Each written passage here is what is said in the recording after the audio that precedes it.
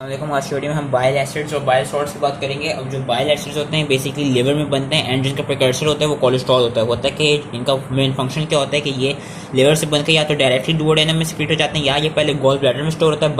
Bile के अंदर bile acids होते हैं, बाइल सॉल्ट्स होते हैं, फॉस्फेटाइल कोलिन होता है एंड कहते हैं कोलेस्ट्रॉल होता है। होता क्या है कि ये जब कभी कभी गॉल ब्लैडर में स्टोर होकर इसका बेसिक फंक्शन क्या होता है कि जब डुओडेनम में चला जाएगा तो डुओडेनम के अंदर जो आपने फैट डाइट में लिए होंगे वो उन फैट्स को क्या कहते हैं डाइजेस्ट नहीं करेगा, लेकिन उनकी डाइजेशन में एड इस तरह करेगा कि वो जो लार्ज फैट के मॉलिक्यूल्स होते हैं उनको इमल्सिफाई कर देते हैं, उनको स्मॉल फैट ड्रॉपलेट्स में बनाता है, जिसकी वजह से फिर जो लाइपोलिटिक एंजाइम्स होते हैं वो इजीली उन फैट्स पे क्या कहते हैं आके एक्ट कर पाते हैं। तो बाइल का मेन फंक्शन क्या एक तरह से डाइजेशन में एड कर रहा होता है क्योंकि वो लार्ज फैट मॉलिक्यूल्स को इमल्सिफाई करा रहा होता है स्मॉल फैट ड्रॉपलेट्स में। अब होता है कि बाइल की composition we know it's bile acids, bile salts and कहते हैं फॉस्फेटाइल कोलिन जो मैंने पहले भी डिस्कस किया, एंड कोलेस्ट्रॉल। अब बाइल एसिड्स क्या होते हैं? बाइल एसिड्स बेसिकली देखते हैं हम 24 कार्बन कंपाउंड्स होते हैं, इनमें 2 या 3 हाइड्रोक्सिल ग्रुप्स होंगी और इनकी जो साइड चेन होगी वो कार्बोक्सिल ग्रुप पर टर्मिनेट हुई होगी। अगर तो ये कार्बोक्सिल ग्रुप अपनी प्रोटोनेटेड फॉर्म में होगी ना तो ये होगा बाइल एसिड, लेकिन अगर अपनी डीप्रोटोनेटेड फॉर्म में होगी तो ये होगा बाइल सॉल्ट। और बाइल सॉल्ट होगा तो उसमें क्या कहते हैं कोई सोडियम या पोटेशियम भी साथ में लगा होगा क्योंकि इट्स अ सॉल्ट। एंड तो होता है क्या है कि जो बाइल एसिड्स इनकी पहले प्रोडक्शन का पढ़ते थे, जो पहला स्टेप होता है it is a rate limiting step and we know कि जो कोलेस्ट्रॉल है इट इज द प्रिकर्सर वो बाइल एसिड्स होता है कि कोलेस्ट्रॉल एक्ट करता है with the help of enzyme cholesterol 7 alpha hydroxylase. Cholesterol 7 alpha hydroxylase act करता है कोलेस्ट्रॉल पे, जो कि क्या कहते हैं स्मूथ एंडोप्लाज्मिक रेटिकुलम में होता है, रेट लिमिटिंग स्टेप है और यूजुअली लिवर में होती है प्रोडक्शन। इस पर हम देख सकते हैं O2 आता है, एनएडीपी जो रिड्यूसिंग इक्विवेलेंट प्रोवाइड करता है उससे होता है कोलेस्ट्रॉल से फिर 7 अल्फा हाइड्रोक्सी कोलेस्ट्रॉल बन जाता है। अब 7 अल्फा हाइड्रोक्सी कोलेस्ट्रॉल पे होगा क्या कि डिफरेंट कंपाउंड्स एक्ट करेंगे और उससे फिर प्राइमरी बाइल एसिड्स बनते हैं, cholic acid and chenodeoxycholic acid, these both are your primary bile acids. होता है क्या 7 अल्फा हाइड्रोक्सी कोलेस्ट्रॉल पे मॉलिक्यूलर O2 NADPH लगता है और अब क्या कहते हैं डिफरेंट कंपाउंड्स लगते हैं। कीनोडीऑक्सीकोलिक एसिड की प्रोडक्शन के लिए होगा क्या मॉलिक्यूलर O2 चाहिए होगा, NADPH चाहिए होगा एंड आई थिंक प्रोपेनाइल CoH चाहिए होता है। लेकिन क्या कहते हैं अगर वो ना भी याद हो तो उतनी इंपॉर्टेंट बात नहीं, बस ये याद रखना है कि 7 अल्फा हाइड्रोक्सी कोलेस्ट्रॉल से ये तो प्राइमरी बाइल एसिड्स बन रहे हैं। और कॉलिक एसिड के लिए ये याद रखना है कि क्या कहते हैं मॉलिक्यूलर O2 NADPH के साथ साथ वहां पे 12 अल्फा हाइड्रोक्सिलेज भी क्या कहते हैं इस पे एक्ट करता है 7 अल्फा हाइड्रोक्सी कोलेस्ट्रॉल पे, जिससे फिर कॉलिक एसिड बनता है। ये तो प्राइमरी बाइल एसिड्स हैं, आपके लिवर में बन गए होगा क्या इनको कॉन्जुगेट किया जाएगा। कॉन्जुगेट कराने के लिए आपको पास 2 अमाइनो एसिड्स आप यूज करते हैं, या तो ग्लाइसिन या टोरीन। टोरीन भी नो कि हमने जो सल्फर कंटेनिंग अमाइनो एसिड्स की वीडियो पढ़ी थी कि जो सिस्टीन होता है, सिस्टीन आके जाके आपका टोरीन बनाता है एंड टोरीन हमने पढ़ा था कि वो जो बाइल एसिड्स होते हैं उनका मेन कंपोनेंट होता है कि ये अपनी इनको कॉन्जुगेट करते हैं। जब ये कॉन्जुगेट हो जाते हैं ना बाइल एसिड्स तो ये एक तरह से सोल्यूबल हो जाते हैं। जब तक ये डीकॉन्जुगेटेड होंगे तब तक ये सोल्यूबल नहीं होंगे और बाइल एसिड्स को ट्रांसपोर्ट के लिए एल्ब्यूमिन चाहिए होती है अगर ये अपनी डीकॉन्जुगेटेड फॉर्म में। जब ये कॉन्जुगेट हो जाते हैं तो फिर ये सोल्यूबल हो जाते हैं। कॉन्जुगेट या तो वो ग्लाइसिन के साथ हो सकते हैं या टोरीन के साथ।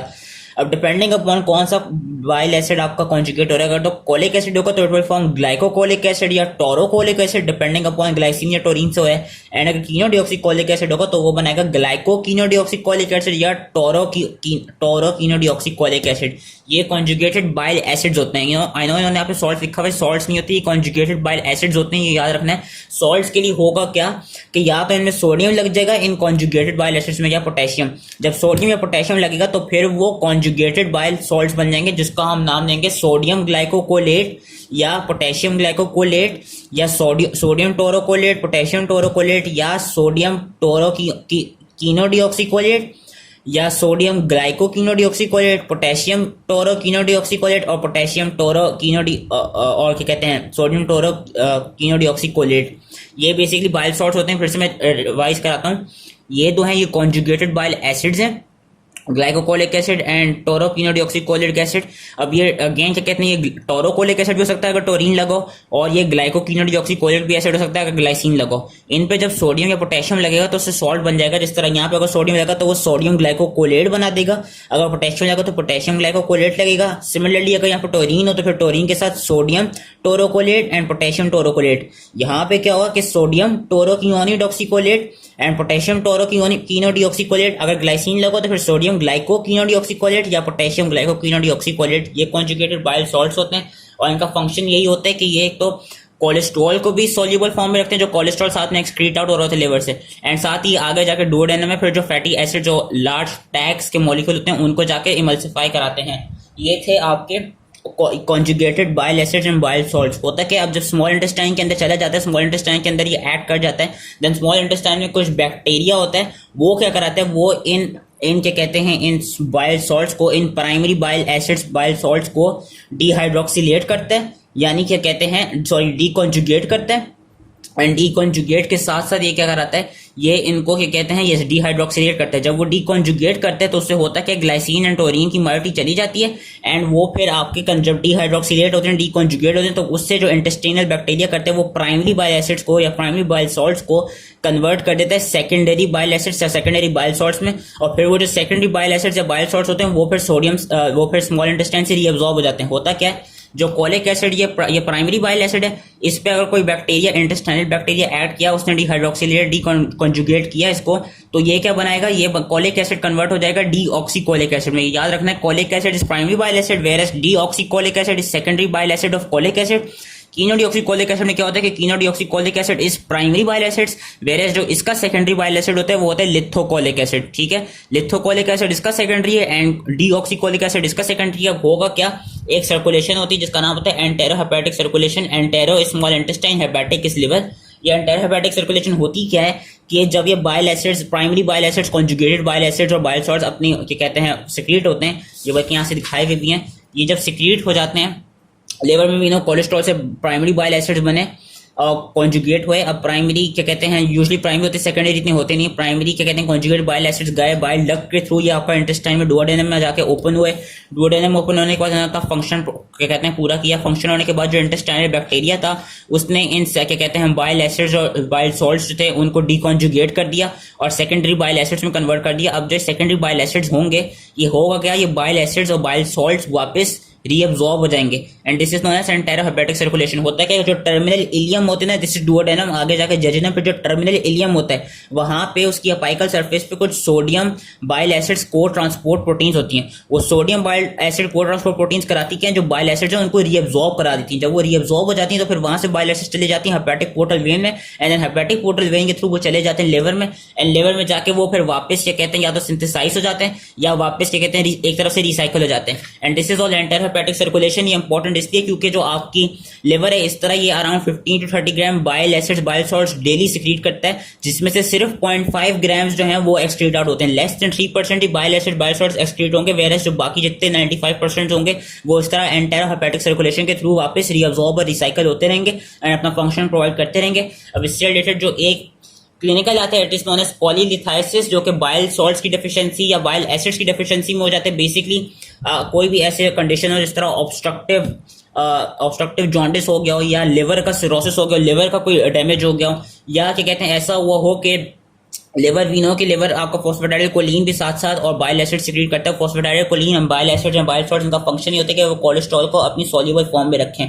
अगर तो ऐसा हो जाए कि ये कम सिक्रीट हो, इनकी डेफिशिएंसी हो जाए इन्हीं कंडीशंस की वजह से कि कोई लिवर में मसला आ जाए या 7-अल्फा हाइड्रोक्सिलेज जो एंजाइम था उसमें कोई मसला आ जाए, या ऐसा हो कि लिवर सही से फंक्शन करो, आपका जो डिफेक्ट है वो स्मॉल इंटेस्टाइन में आ जाए कि वो सही से बाइल एसिड्स को रीअब्सॉर्ब ना करा रहा हो, तो उस केस में होगा क्या, बाइल एसिड बाइल सॉल्ट्स की डेफिशिएंसी हो जाएगी। एंड इस केस में होता है क्या है कि फिर जो आपका कोलेस्ट्रॉल होता है ना वो फिर एक तरफ से गॉल ब्लैडर के अंदर और जो आगे जितना डक्ट है, जो पूरा गॉल ब्लैडर का जो सिस्टिक डक्ट है और जो एक तरफ से बाइल डक्ट जो है वहां पे कोलेस्ट्रॉल फिर अपनी इनसॉल्युबल फॉर्म में आके प्रेसिपिटेट करने लग जाते हैं। जब वो प्रेसिपिटेट करते हैं ना तो उससे होता है क्या, ये इस तरह करके ये स्टोन्स बना देता है। ये गॉल ब्लैडर के अंदर देख सकते हैं ये गॉल स्टोन्स बना देता है। इससे होता है कि बाइल सॉल्ट्स की डेफिशिएंसी हो जाती है जिसकी वजह से जो आपका फैट है वो इजीली फिर क्या कहते हैं डाइजेस्ट हो नहीं पाएगा, हाइड्रोलाइज हो नहीं पाएगा, इमल्सिफाई हो नहीं पाएगा। तो इसको हम कोलीलिथाइसिस कहते हैं कि जो आपका डक्ट है वहां पे कोलेस्ट्रॉल के स्टोन्स बल्कि लिथाइसिस स्टोन कोली is related to cholesterol and bile salts की डेफिशिएंसी में होता है। एंड इसकी फिर ट्रीटमेंट क्या होती है कि इसकी ट्रीटमेंट यूजुअली ये होती है कि फिर आपको गॉल ब्लैडर की आपको क्या कहते हैं सर्जरी करानी पड़ती है। आपको क्या कहते हैं जो गॉल ब्लैडर होता है उसकी सर्जरी करानी, removal of gall stone, removal of gall bladder कराना होता है which is known as cholecystectomy. Cholecystectomy ये होती है कि गॉल ब्लैडर की आपने रिमूवल कराना होता है, सर्जिकल रिमूवल, ताकि क्या कहते हैं क्योंकि ये स्टोन्स हैं ये सही से सॉल्युबलाइज हो नहीं पाते और सही से क्या कहते हैं रिमूव हो नहीं पाते, तो इसलिए ये करना पड़ता है। साथ ही इसकी क्या अगर ऐसा हो कि बाइल एसिड्स बाइल सॉल्ट्स की डेफिशिएंसी हो तो आप इन पेशेंट्स को क्या कहते हैं कुछ सिनेरियो में कीनोडीऑक्सीकोलिक एसिड जो प्राइमरी बाइल एसिड था उसको क्या कहते हैं एक्सोजीनस डाइट में दे सकते हैं। अगर कोई बाइल एसिड बाइल सॉल्ट की डेफिशिएंसी हो तो जो कीनोडीऑक्सीकोलिक एसिड है वो क्या कहते हैं वो पेशेंट्स को दिया जा सकता है। यहाँ पे भी दिखाया हुआ है कि कहते हैं जो कीनोडीऑक्सीकोलिक एसिड है वो दिया जा सकता है ताकि जो क्या कहते हैं जिन पेशेंट में कोलेस्ट्रॉल हाई लेवल जिन पेशेंट्स में कोलेस्ट्रॉल का लेवल हाई हो वो फिर क्या कहते हैं इजीली बाइल एसिड्स की उसमें चला जाए कन्वर्जन में चला जाए, तो इस उन पेशेंट्स को कीनोडीऑक्सीकोलिक एसिड हम दे सकते हैं ताकि क्या कहते हैं ताकि वो फैट्स भी आपको सोल्यूबलाइज हो जाए। So that was it. I hope easily समझ में आ गया और related to bile acids and bile salts and thank you.